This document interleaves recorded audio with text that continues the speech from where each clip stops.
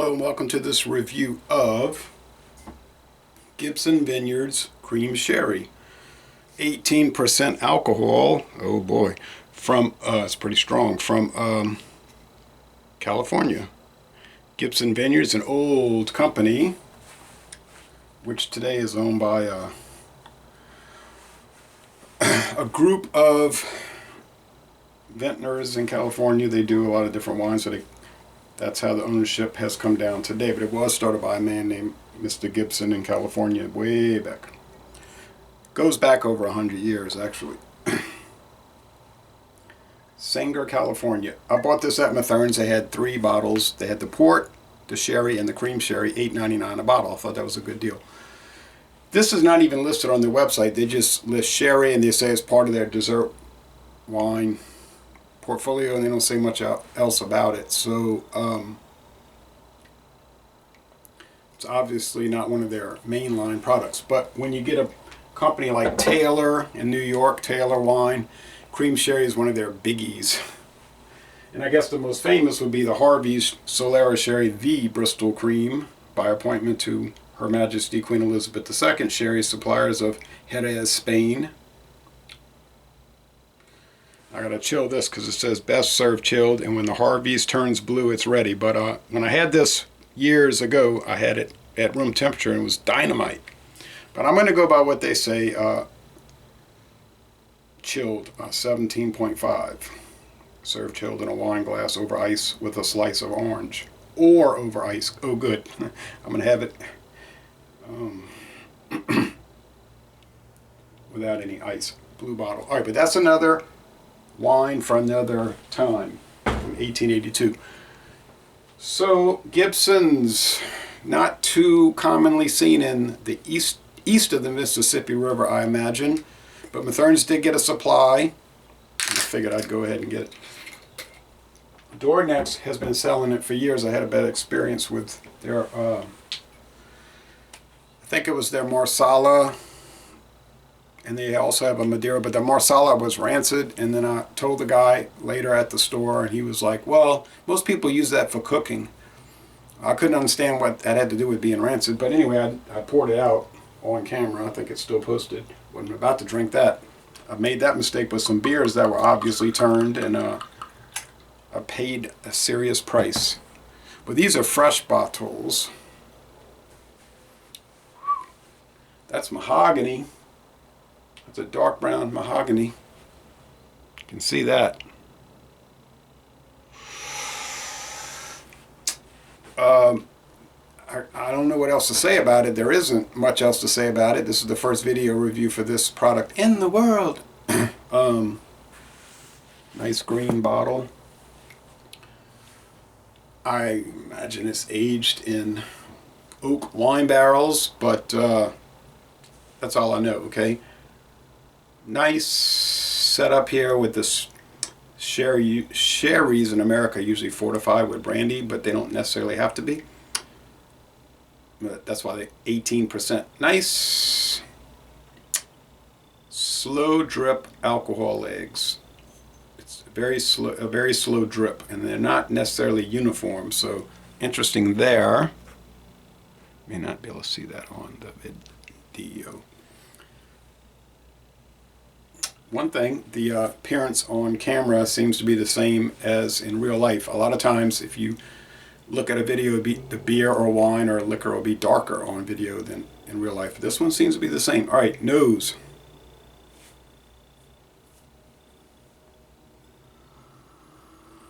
A lot of oak.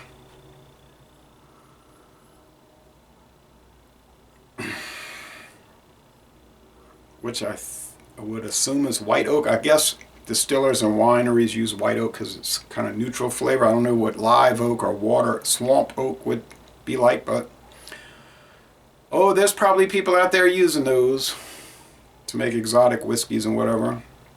Live oak.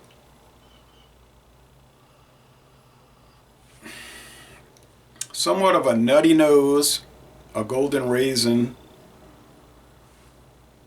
and I don't know what that is. Nougat something. It's It's pretty intense. It's almost like a Levi Garrett chewing tobacco. Oh, wow. You're a weird one, Mr. Gibson's. All right, so this is interesting, the taste. Here we go.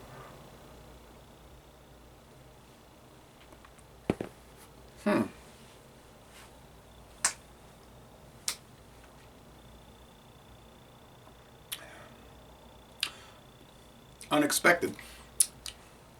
The flavor is very sweet. So think of sweet grapes. The white grapes, which are really green with their skin, but sort of like that. It's like a very sweet product. Sugary sweet. Do they add sugar? I don't imagine that they do.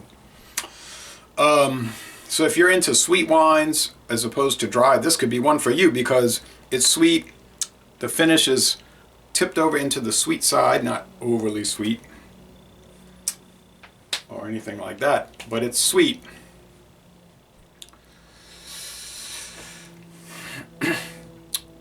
Those strange aromas like that, all of that I was talking about, it's not really coming through, just maybe some golden raisin. Body's medium, even, and this could be a misperception, it seems almost on the lighter end of medium, and I don't know if that's correct. Is it super complex? Well, I don't know about super complex, but I would say it's more complex than you would imagine for $8.99 a bottle. I started drinking wine in 1994, and I always gravitated toward port, sherry, cream sherry type things. Now, do companies make dry sherry? They sure do. They'd be lighter, much lighter in appearance, and very dry in the finish. No sweetness at all. And I think cocktail sherry is similar to that, like Fairbanks cocktail sherry. Sheffield makes a dry, I think. Taylor might make a dry sherry. So there's a wide range in sherry wine. I mean, you can go from super sweet to super dry, crisp, lighter body like this, and pretty heavy body and chewy with some. So some people don't mess with sherry. It just like drives them away. They can't handle it. Well, I think dessert wine just doesn't appeal to some people. It appeals to me. Good thing about wine is wine, beer, and liquor. There's so many different flavors available in body styles, heaviness and lightness and ABV that you could pretty much be guaranteed to pick something that you're going to love, and then you can just ignore the ones you don't care for.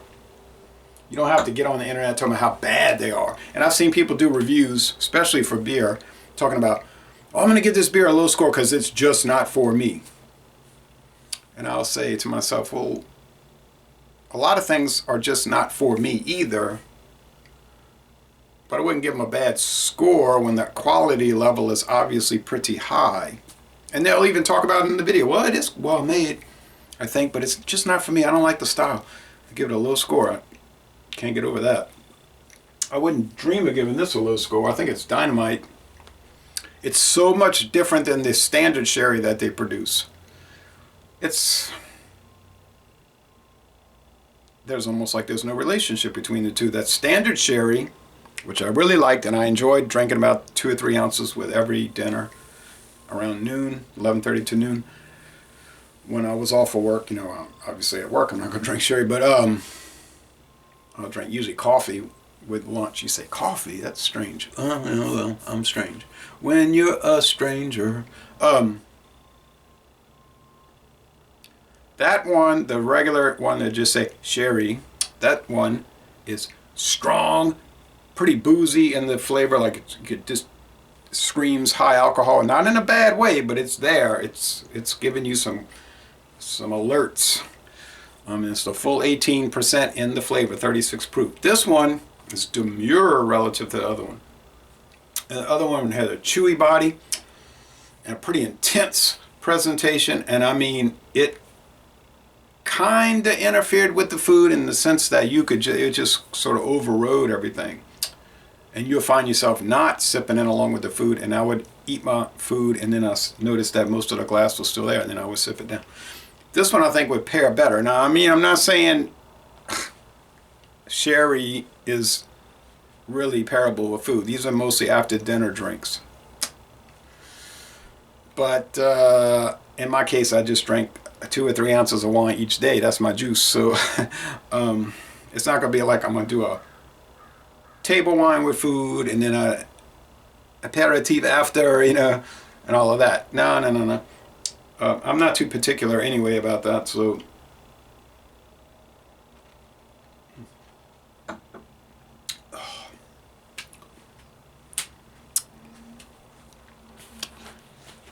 think it might go well with the dessert though, like a